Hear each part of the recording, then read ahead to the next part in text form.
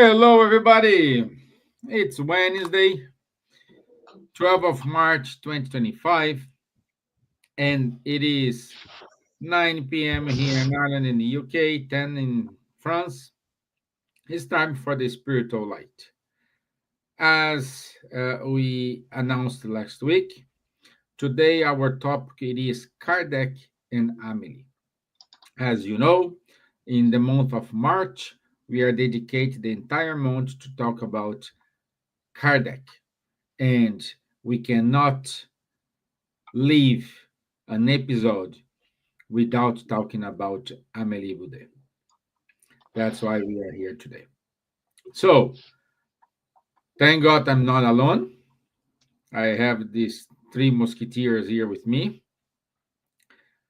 So, Ms. Gibbons, good evening. How are you, my dear?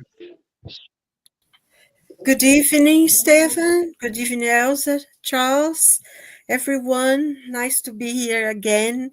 Today we're going to be talking about Kardec and his wife Amelie. And I think most of us, although we read about it and we know a little bit about it, but the work that they've done for the Spiritist movement is almost unbelievable. Very few people know, especially the role that Amélie played in supporting and helping Allan Kardec in doing the codification of the Spiritist doctrine. So it's going to be a very special day today. So welcome, everyone, and lovely to be with you all. Good. My dear Elsa, good evening. Good evening, Stevan. Good evening, dear Charles. Good evening, my dear friend Silvia. And good evening, everyone that are attending this invitation to participate tonight, and listening a little bit more about the First Lady of Spiritism, our dear Amélie Gabrielle Boudet, Kardec's wife, Kardec's partner, Kardec's friend, and our dear inspiration, because she was a poet. She wrote books on poems, as me, and I like poems from Amélie Boudet. And also a lot of curiosities that only, I think, in my mind, the person that speaks beautifully about Kardec and Amélie loving letters is Charles. So Charles, thank you for being here. And I am proud to listen you. I learn every time that I listen you in your interview with Julian Neso, interview to TVs in Brazil or other places, talking about this wonderful couple, Amélie Kardec. Thank you. Okay, and bonsoir, Charles. Bonsoir, Steven. Uh, Hello, everyone. Good morning, good evening, good afternoon. Very happy to be here again with you all to have this weekly chat together.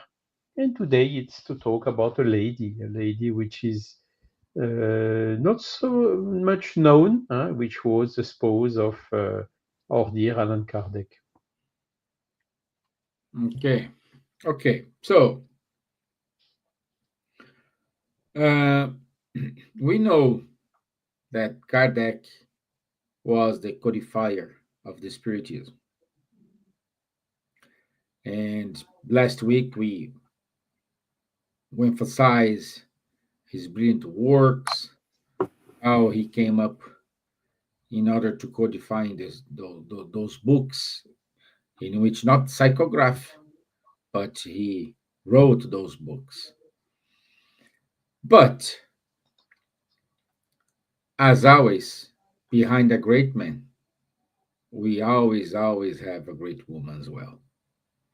Or some people say behind a great woman, we always have a great man. It doesn't matter each way, but the most important thing for us here is we had Amelie behind Kardec, or beside Kardec, or along with Kardec. And she helped him with the letters, with the timing and also understanding his mission, collaborating with his mission. And also, after Kardec's death, she had a, a very good and important role as well, in which we will talk along the show today. Okay, Charles, my friend, I think the first question we need to ask you is who was Amélie Boudet and what was her role in development of spiritism? Well, so let's start. Amélie Gabrielle Boudet, she was born 22nd of November 1795 in a city called Thiers, which is in the suburb of Paris. His father was called Julien Louis Boudet. He had 27 years at that time, and he was married the year before with the spouse, Julie Louise Saigne de la Combe, which was also 27 years, but which she was already widow from a first marriage. So we have quite few information about the youth of Amélie. Some of them are in the biographies which have been written on Kardec himself, amongst others, the one of Henri Sauce. And he's telling us, as Elsa mentioned, that Amélie was in the world of letters, of teaching, pedagogy, but so far we were unable to find some evidences about this. His father, he was a public, how to say it, employee in a city called Château du Loir, which is somehow 200 kilometers west of Paris, going in the direction of Brittany. But he was not so rich as told by Henri Sauce. And the second mistake of Henri Sauce, he was telling she was the only daughter, but she was not the only daughter. She had a brother, but which died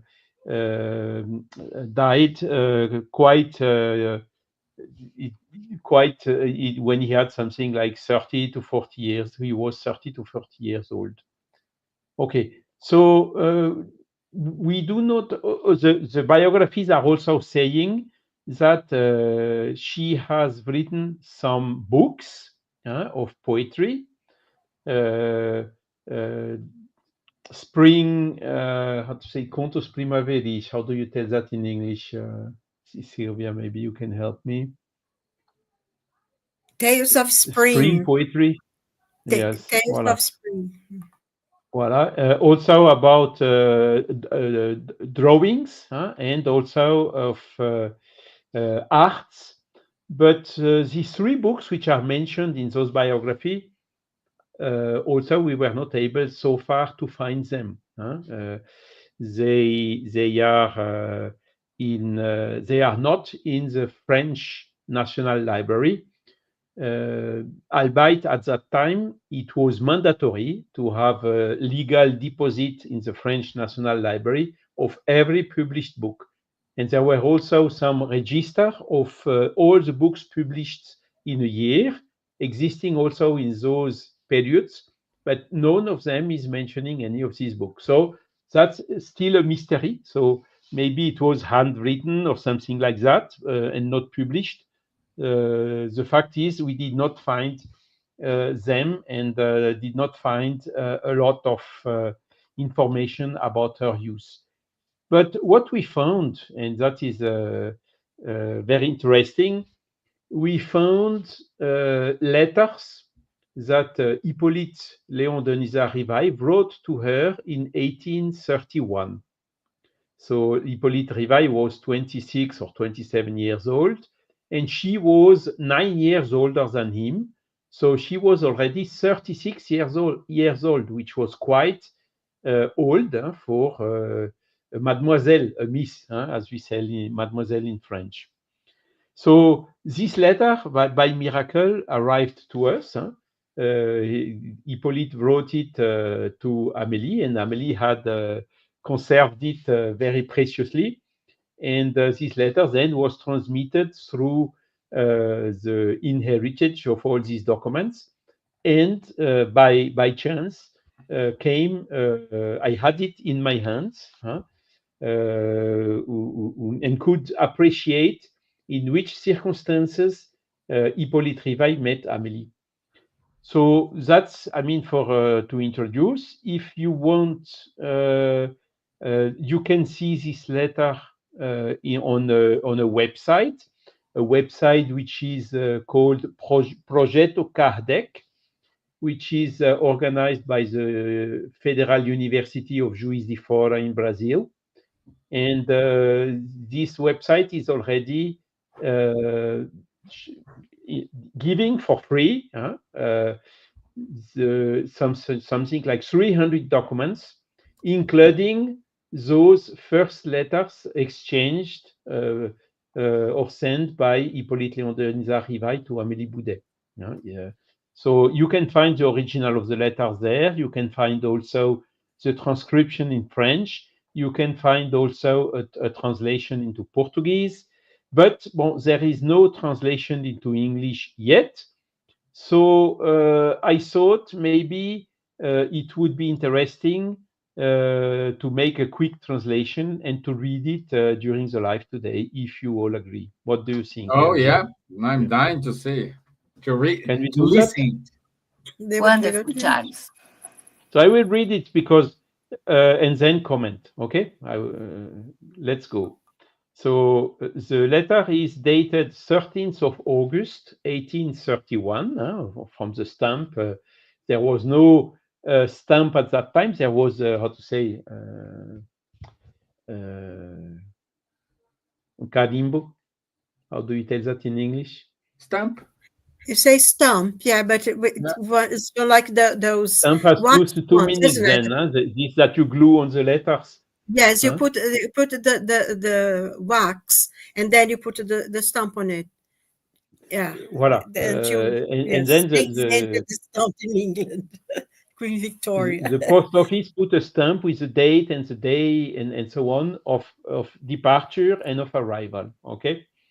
Yeah. And the letter is for Miss Amélie Boudet at house of Mr. Boudet at Château du Loir, Sarthe. So that's already a first information. It means that Amélie was not living in Paris when young, at that year at least, but she was living in this city I mentioned already, which is called Château du Loir, in the French department of Sarthe, which is close to the city of Tours, by the way. So more or less midway between Tours and Le Mans. So let's go. Miss, Mademoiselle in French. My mother just received your father's answer to the request she had addressed to him on my behalf. I hasten to take advantage of the permission he has been kind enough to grant me and to express you directly all the joy that his consent has caused to me, and how happy I would be if your personal determination would meet my expectations. So, at that time, you could not write directly without the authorization of father and mother, even with 26 or 27 and 36 years old. You had to have the authorization of the parents in order to write directly. And so this is, his mother wrote to the father of Amélie. The father answered, yes, no, sure, no problem. He can write directly to her. So he did it. Okay. Then let's continue. I confess to you that I dare to count on it a little from your father's letter and from what Mesdames Mrs. Musset and Boisset told me. So Mrs. Musset and Boisset were friends of the Boudet family and also of the Rivail family. And they were living in a house, Rue de la Planche in Paris, which was very close to Rue de Vaugirard and to Rue de Sèvres, where the family of Rivail were living. And when the Boudet family went to Paris from time to time, they were in the house of Miss Musset at that address, Rue de la Planche in Paris. Okay, so let's continue. This hope, mademoiselle, makes me hasten still more of my wishes the moment when I shall be able to express to you in person the hopes of happiness which I base on this union. So it was really asking to union to marry. So pay attention right now. Although I have only had the pleasure of seeing you once,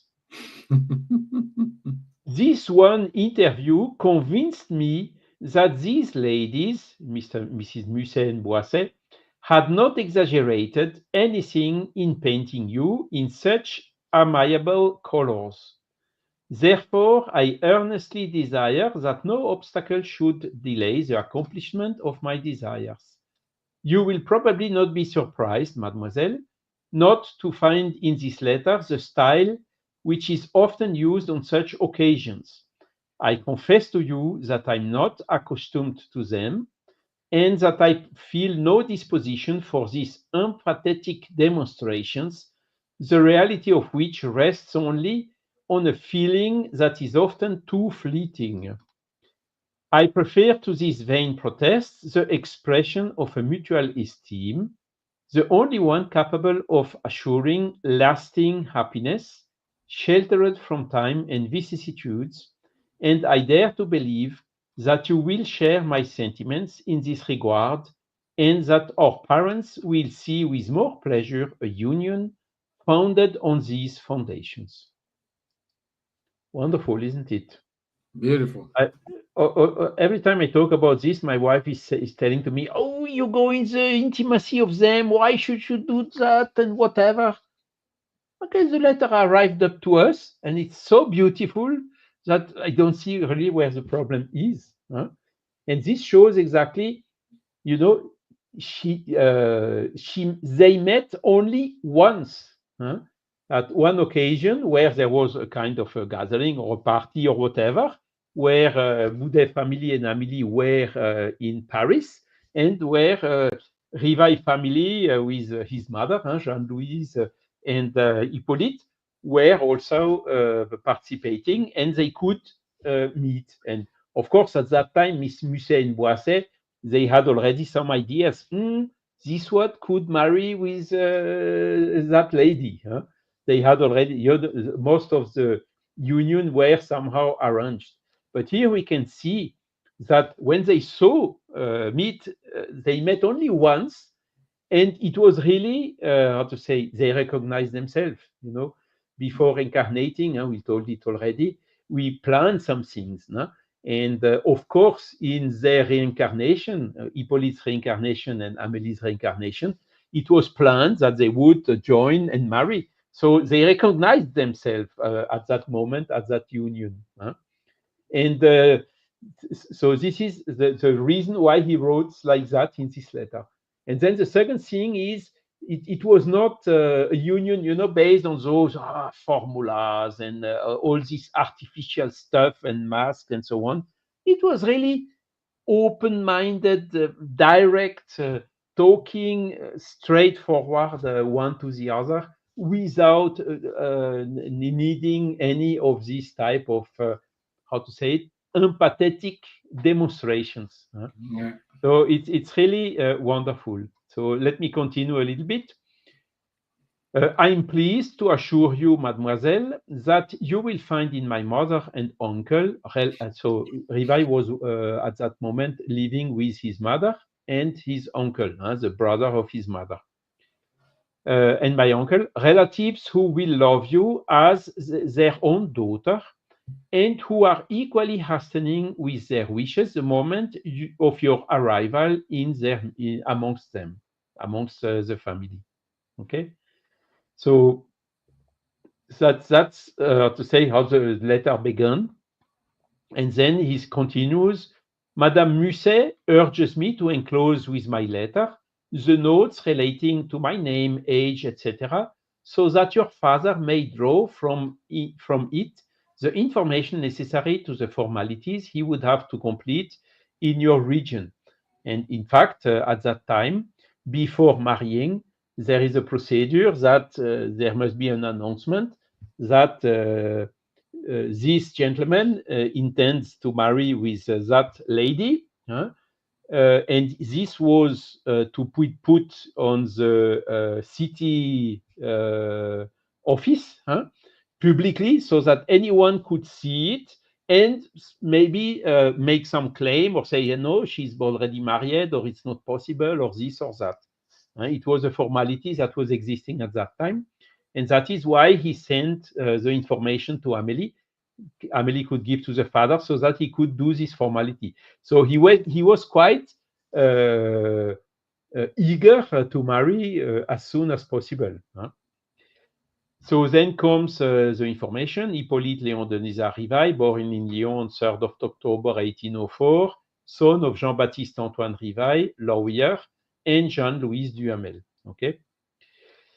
Please, mademoiselle, be at your mother's side and your father's side the interpreter of the most distinguished sentiments of my mother, my uncle, as well as mine, and express to them how much joy their answer has caused us all.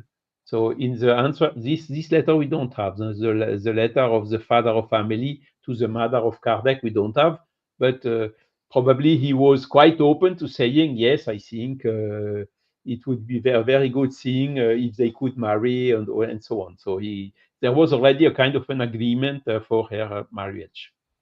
And he's finishing the letter.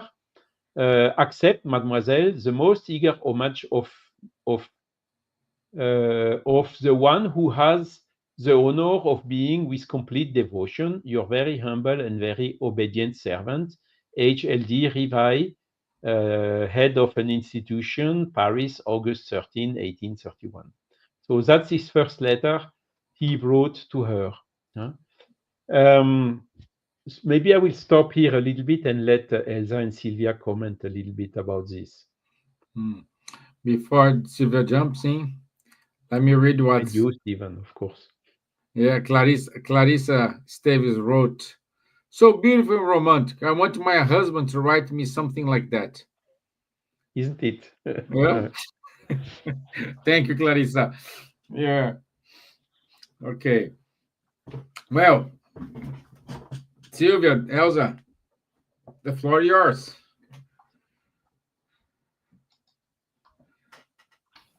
Would you like to start, Elsa?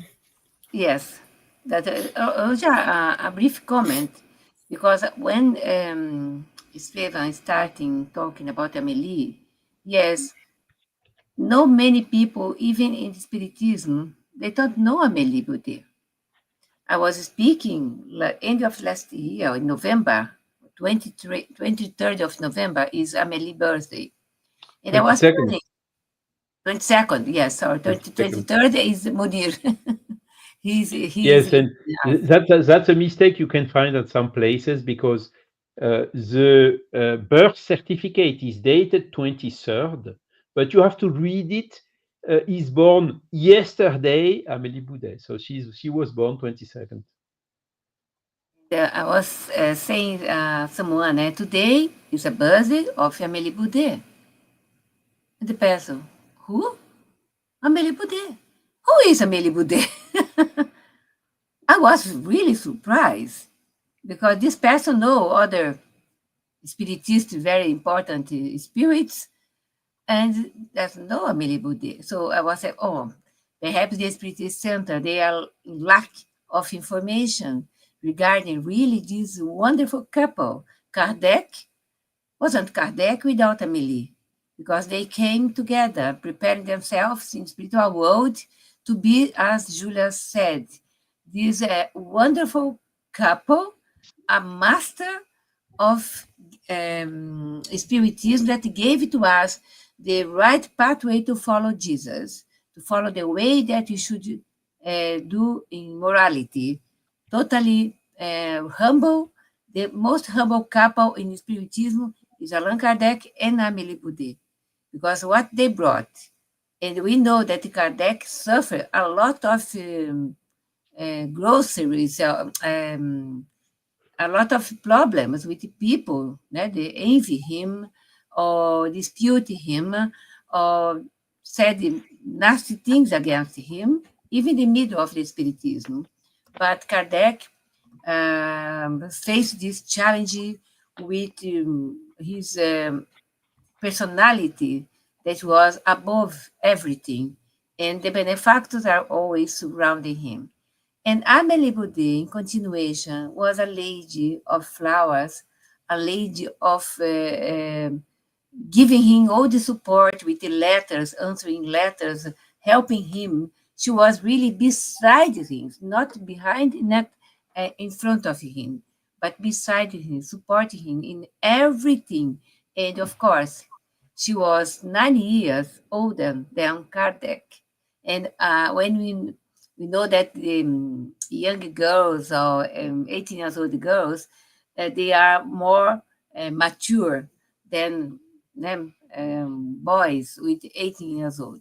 But Kardec was there in the same level with Amélie, knowing art, knowing pedagogy, and she was a teacher. She was teaching us, as Charlie said, art was fine art. It was really a person that supported Kardec until he died, and continuation of Spiritism spreading from the hands of Amélie Baudet, coordinated a lot of things in the Parisian society. That is something that I listened before Charles talking about. Nadja, Silvia? Hi. Yes, I think one of the things that Elsa said, it's, many people don't know about Amelie, but honestly, maybe because they didn't really study the literature, with any deep, because she, even though she's a sort of put in the background, as you said, I don't think Kardec could have done the work that he did in such a short period of time, the amount of work that he did, because he had someone who supported him in every single way. And I think she did, even before they started, she was already with him. And when they had this his friend, I think it was Monsieur Fortier, wasn't it, that talked to him about the table talking and everything. Amélie used to go with him to every single meeting. She was always with him. And I think, if she went with him, it meant that they talked together. They were discussing it. He could talk to her, what you think. And I'm sure he really considered her opinion, and the fact that she would go with him.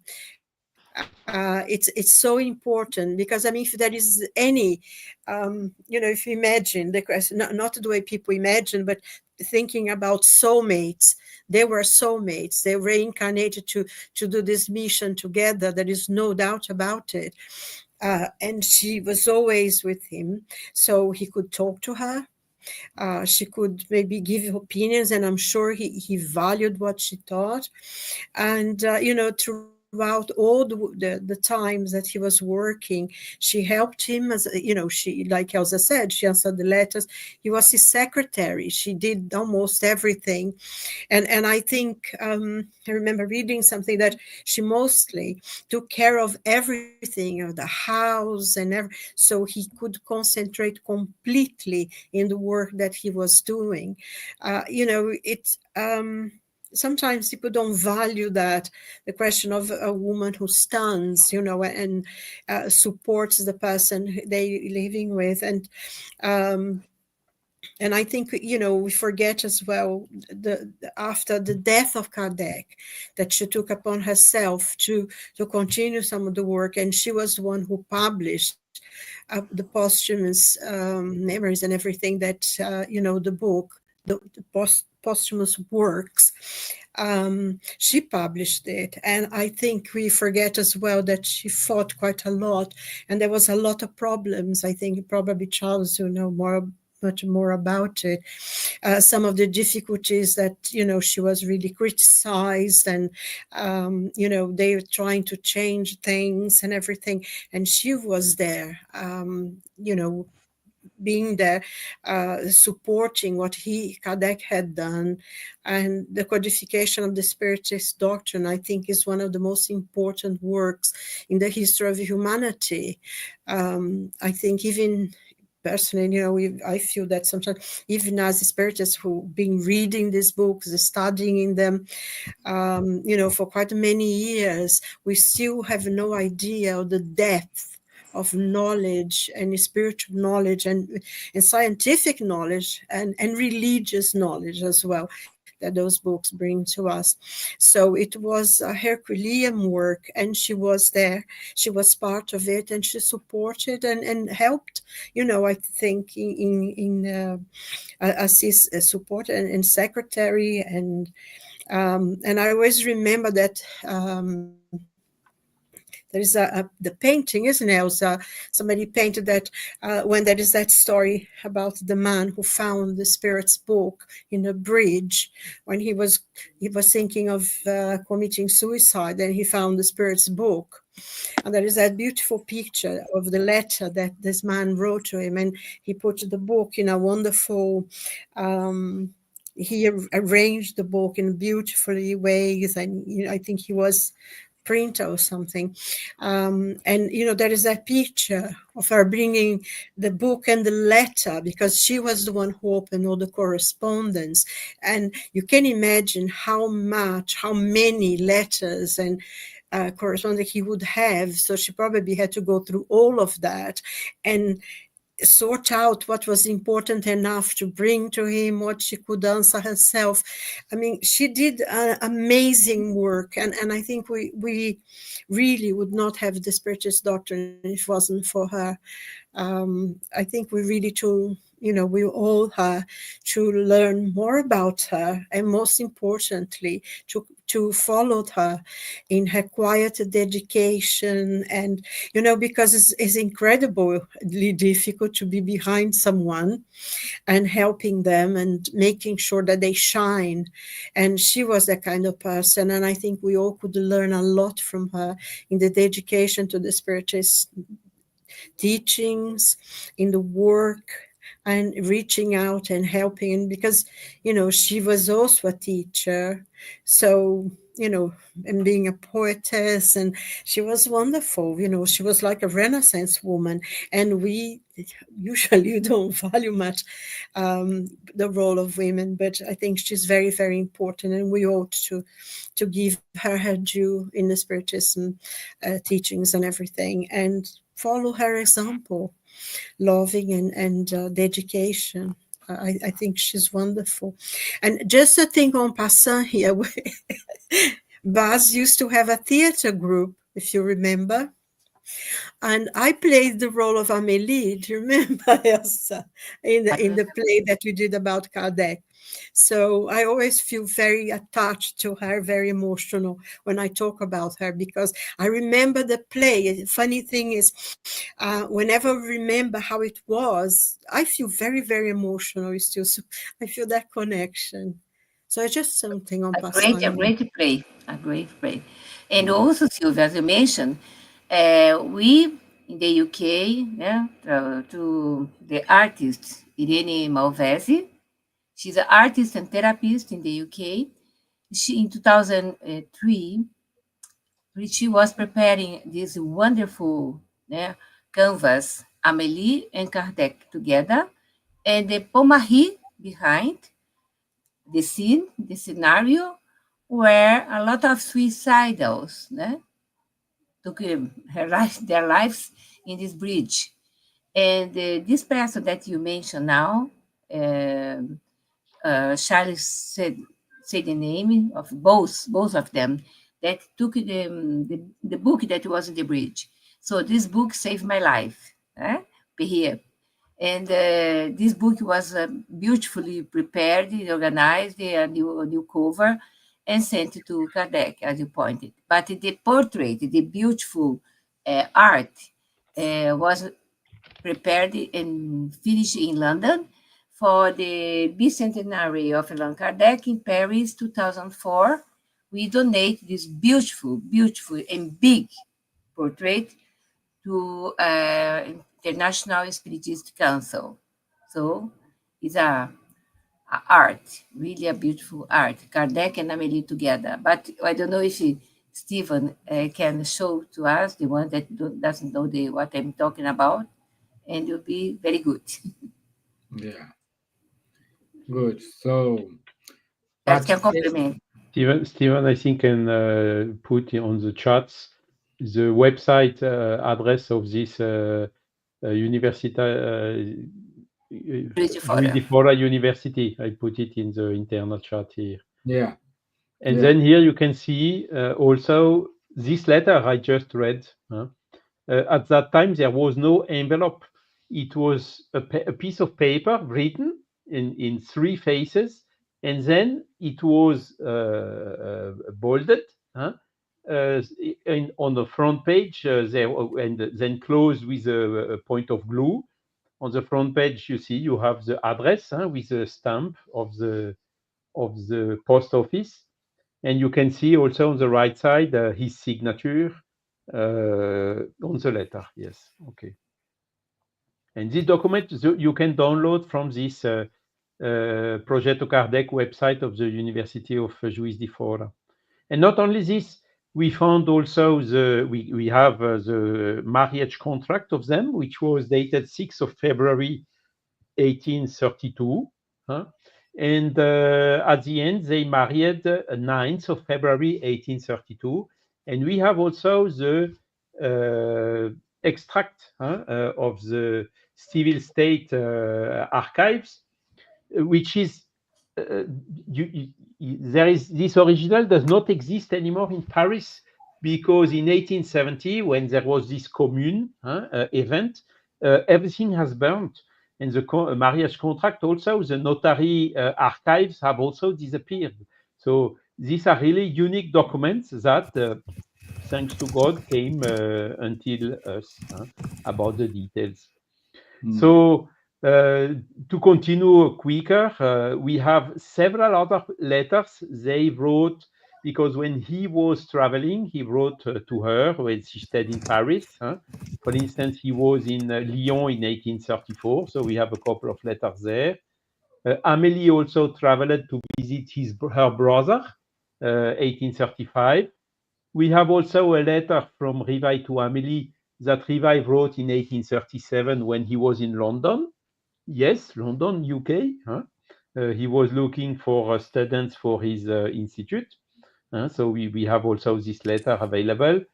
Rivail also traveled 1841 to Lyon when his aunt, so the sister of his father, died.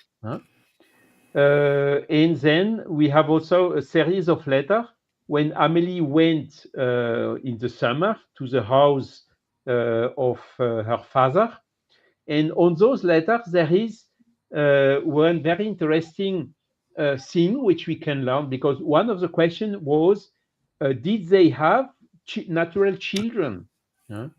So the answer is, they probably tried. This is also not, how to say, confidential, because on some letters they talk indirectly about it. But since Amélie was already more than 36, 37 years old, at that time it was maybe a little bit more complex to have natural children with that age. But what we found out is they have educated a young girl. It was not their natural daughter, because she did not have their name. At that time, adoption was also not possible legally. huh? But she had this daughter at least between 1840 The little and Louise. 1845.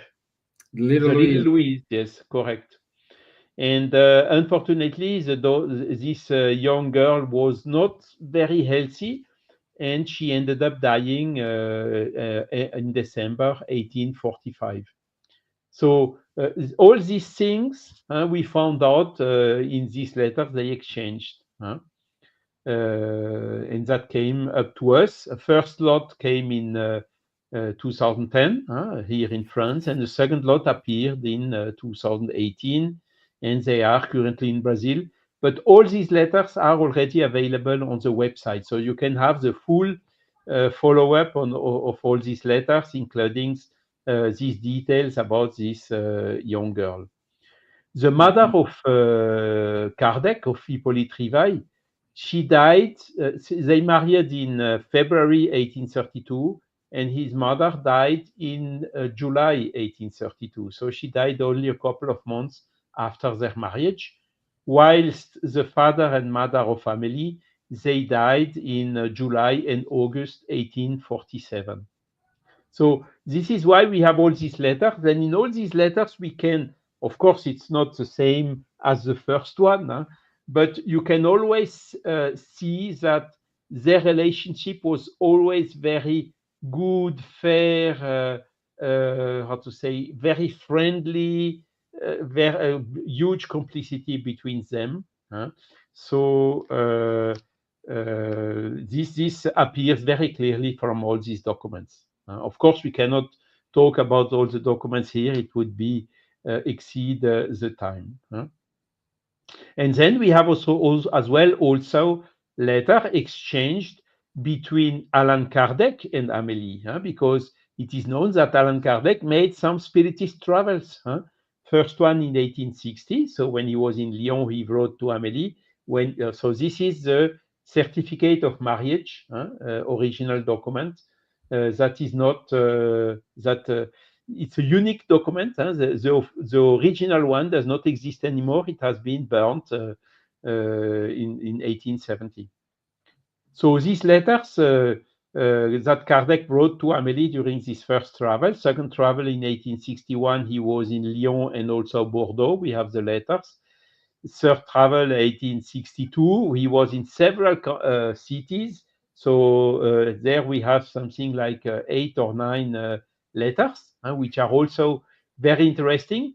And they show that while she was traveling, she was taking care of everything, personal stuff of the house, rental, some works done in the house and so ever, and whatsoever.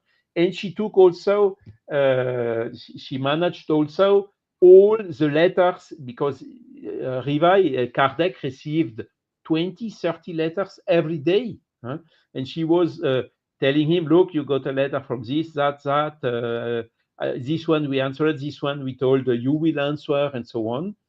She was also arranging the originals to be put for printing the Spiritist magazine.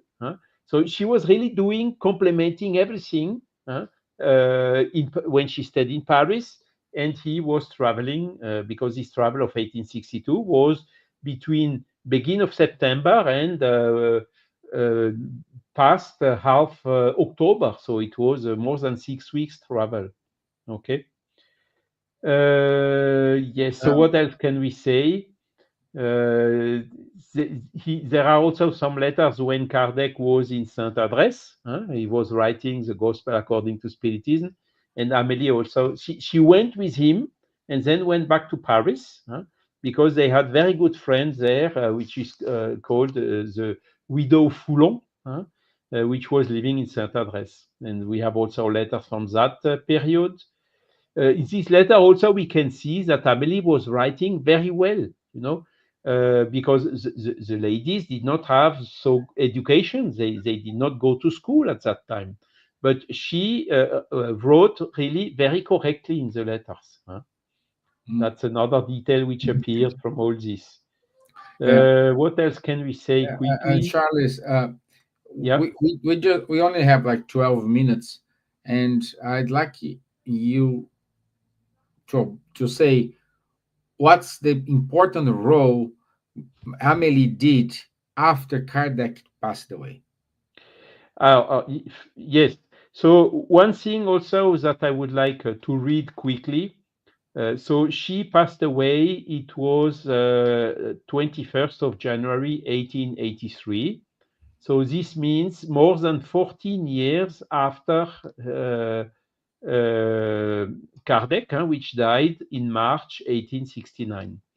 And when she passed away, there was a speech which was pronounced by Gabriel Delanne, because Gabriel Delanne, he knew, he met with Amelie. He was born 1857, so he was several times at their home in Villa Ségur on the Sundays with his father and mother and so on.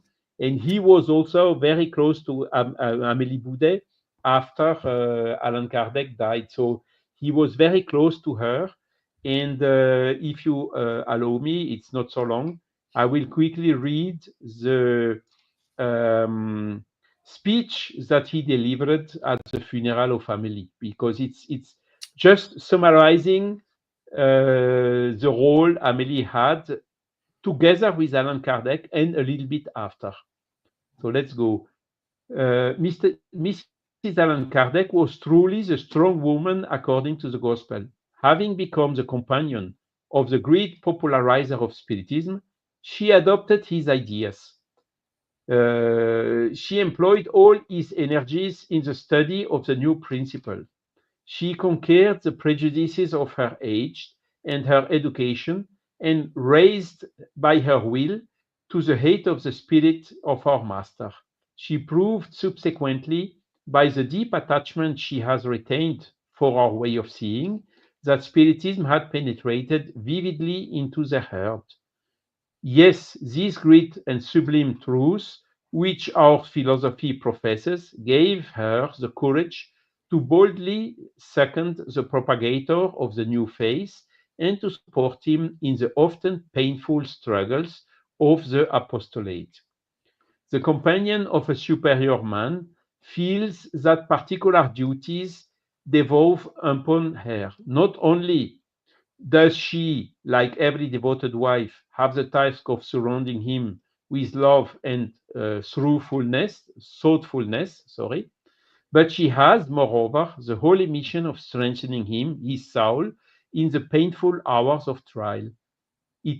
She must calm the cruel wounds that hatred and sarcasm make in the hearts of the champions of progress. She must find those good words which are sovereign balms for the soul. She must finally, by her energy, give strength to the weary athlete. Well, Mrs. Allan Kardec was that woman. She did not fail in the high mission entrusted to her. During her husband's travels through France, she surrounded him with her solicitude and perspicacity, often baffling by the thoroughness of her judgment those who wished to speculate on the well-known goodness of the master. Allan Kardec was inspired by her intelligence, so accurate for the preparation of his works. He did not publish one without consulting her, and often profited by the advices afforded him by the rectitude of her companion's judgment, of his companion's judgment. Sorry. It is therefore a double loss that we are making at this moment, that of a woman of heart devoted to our ideas, and that of a collaborator of the man of genius whom we regret. So this was speech 23rd of January 1883 at the Père Lachaise monument, cemetery in Paris, because she was buried together with her husband in that grave, this famous dolmen. So this is, I think, in the words of Gabrielle Delanne, summarizing the role she had, and that appeared clearly now through all these letters and these documents I just mentioned. Then, what was her role after the death of the husband? because he died standing in the full activity. They were moving the library to Rue de Lille and his home, personal home, back to the Villa Ségur. And it was the last day before moving that he died. So everybody was caught by surprise, including Amelie. But she really organized everything and so on. And she founded a society for the continuation of the works of Allan Kardec. And this was in June or July, the same year he died, 1869. And this society was continuing the publishing of the books, the publishing of the Spiritist magazine, of the Revue Spirit, and so on. And she was leading together with 5 or 6 trustable companions the continuation of the works. And it was, in 1870, as I told, there was this war between France and Prussia, and also the inner revolution in Paris in order to kick the Emperor Napoleon III out, which was the Commune, where a lot of archives have been burnt in Paris. So that was a quite difficult period for this continuation, but she did it. She did it. And remembering, she was already more than 70 years, and she died with 86 or 87 years. And she continued then leading the society. There were some changes. Pierre Gaëtan Lemarie came in 1871. And she was really there following all this until at least the end of the 1870s, when she was already 85, 86 years old. And she suffered through the deviations of Pierre Gaëtan Lemarie. He had a strong personality. He put in the society follower of Jean-Baptiste Roustin, and Amélie Boudet, she knew perfectly who was Jean-Baptiste Roustin, and she did not appreciate him a lot. So there were a lot of things that were happening somehow in their back. Yet she, at the end, accepted it. She could not do a lot against it, because her hope was that the books of her husband could be published and sold at very low popular prices. And at the end, she died because she fell accidentally in the stair in her home and hit with her head on a desk, and she died the same day or the next day from this shock. So that was the role she had after her husband. So Gabriel Delanne was talking a little bit about it, because in his speech, because she really continued, and we are finding more and more documents now showing meetings. She participated to some Spiritist meetings and so on, still in the 1870s. So that's how to say, to summarize her role. So this role was absolutely fundamental in the mission accomplished by her husband, so-called Allan Kardec. Beautiful, beautiful. I'm speechless. Thanks so much.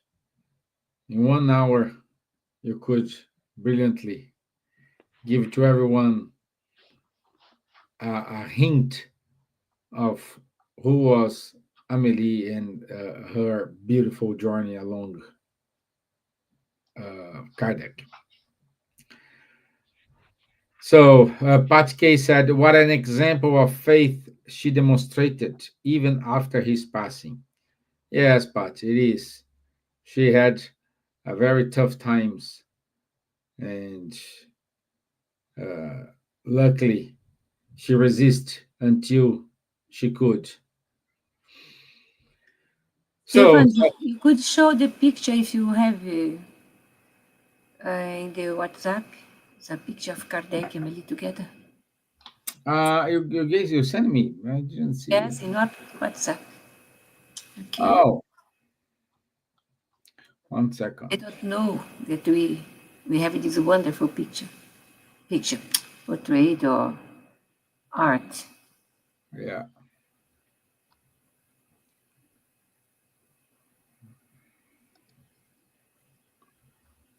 Okay.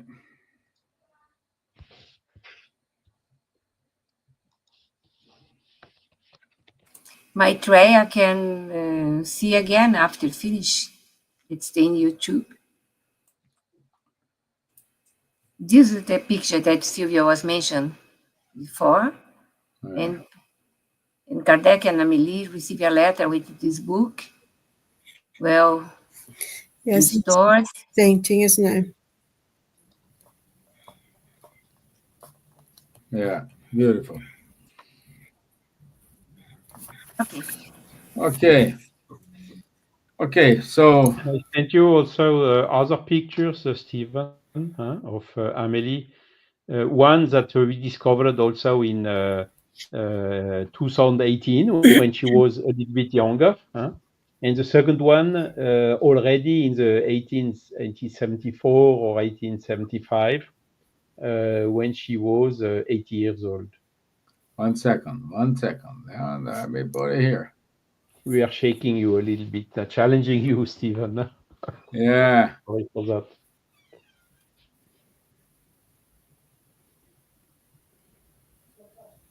Uh,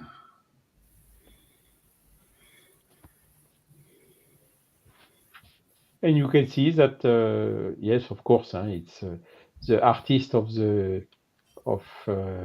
this painting with Amelie and Kardec together, inspired, of course, from the pictures, from the photograph. yeah. Yeah. So, there we go.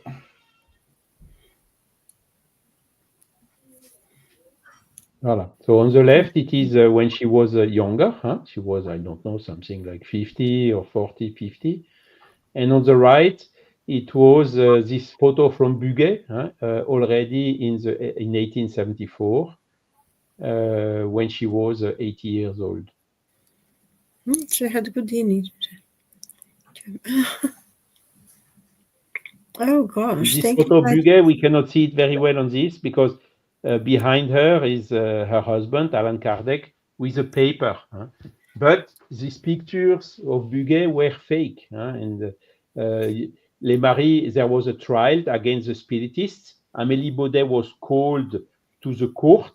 She had to told, and she was really heavily mistreated by the judge and by the lawyers during that event. So we have also all the details of those events in a book written by the spouse Yes, of up Pierre and down. Gaëtan Lesmarie about these trials of spiritists. So all what she had to suffer already with 80 years old. Yeah. Hmm. Okay. Anything to add, Silvia, Elsa?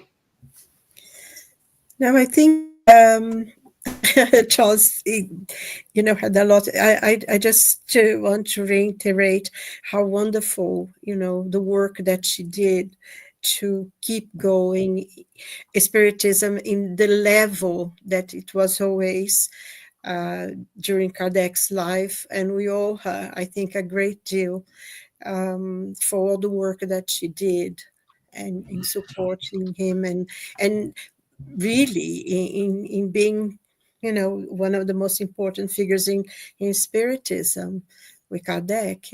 I think they traveled together to bring us all this wonderful knowledge that we now enjoy. And I would suggest everyone to get the Spirit's book and read it. If nothing else, just read it, and you will find so many answers to many of the problems that we are having now. A lot of the situation, sometimes we think the world has gone mad, completely mad, and I think a lot of the explanations are in the Spirit's book. So, reach out to that and read it. You will really, really learn a lot and enjoy it. Okay. Or the Gospel according to Spiritism. I think this is very important as well. To read at home with your family if you can, but with yourself, it's important. Yes, yes. But Okay. a wonderful, wonderful moment to really bring to the light a little bit more Amelie Boudet. And now we can go to this Juiz de Fora University and see more documents and letters, etc. Really, we Yes, there are need to something know like a little 30 bit more. letters from and to Amelie. So it's everything available there. Uh, Thank you, Charles. Thank you all. yeah, we And have. looking for if someone is interested to translate also into English, you are welcome. You can candidate on the website themselves as a volunteer for putting that website also in English. Because so far the website is available only in Portuguese and French, and there are some people working to make it also in Spanish, but missing having it also in English, which is quite important to have. Are you saying it's the Silvia, site of the university? University yeah, of Juiz de Fora, yes. Silvia, we have a last minute question here because you said about studying book in Spiritism. I think you may refer. Is a question from Brandon. I have a question. What is study in Spiritism? And would reading a Spiritist book once a Yes. day or so and trying to apply the Oh teachings to yes, life? what he's asking. What?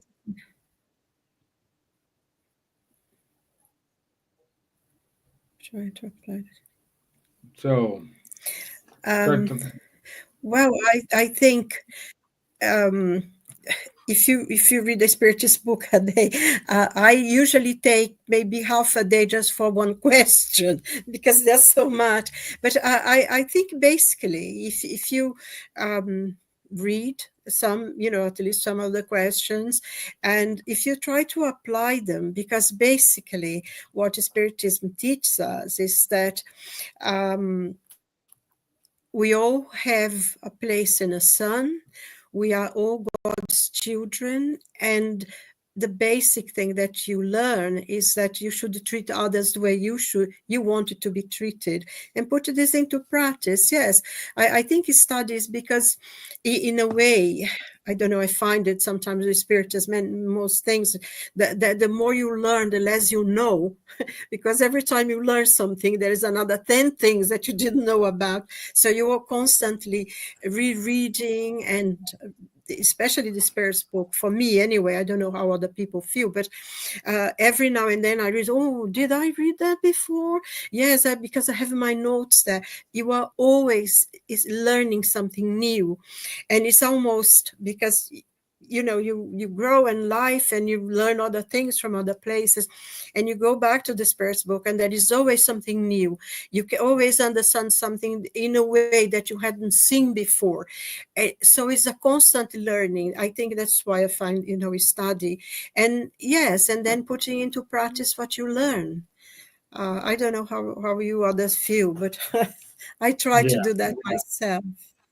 Or depending where Brandon is, the UK or Ireland, there are spiritist groups for free, study together, or talking about, or lectures. That is the good way, really, to learn together amongst other people. If you want to join in Ireland or in the UK, we have plenty of spiritist centers in English. Okay? Thank you, Elsa. Okay. So, thank you, Brandon. Thank you, Marco, Clarissa. So, brief announcements here. Next week, we will have Munir as our special guest. We will talk about did Spiritism merge at a favorable time? That's a good question for us, you know. So, we're going to explore this next Wednesday. Uh, Also, at the end of this month, 29th and 30th of March, we will have the first European Spiritist Congress in Switzerland. Um, if you want to go or make our registration, please use the QR code here or access the festswiss.org. Uh, at the end of beginning of April, we will have our friend Roberto Watanabe giving his talk regarding Ernesto Bozano, animism or spiritism. Also, in beginning of June, 7 and 8 of June, we will have in Vakesh. I don't know. My Finnish is very, very, very bad. We will have a group a group of a group discussion about spiritism, group experiences, workings. It's a very good meeting. I'm gonna be there. Charlie's gonna be there. Elsa and you Silvia are probably gonna be there as well. So it's welcoming everyone who have like beginning don't know anything about the spiritism or those who are an expert in spiritism. No, run a group. So we are welcoming everyone. Was the next thing. Yeah. So we'll it's a good meeting for everyone. If you want to more details, that's the email from Pekka. Pekka is kindly organizing this for us. He will give us more details. Also in September, we will have the International Congress of Joana de Angelis with many speakers, one of which it is our dear Miss Gibbons here. She's gonna give a talk there, and luckily, at least Divaldo gonna be there, at least online. So good to have these news here. Yeah, it would be very interesting. Yes. Also, our friend Dan Assisi, he does have the Spiritis Institute.